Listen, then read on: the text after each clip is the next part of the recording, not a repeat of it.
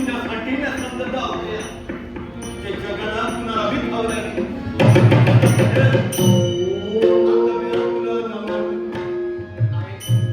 अगं तुझं मुंग्या म्हणून तुझ्या पोटी मी ठरवते.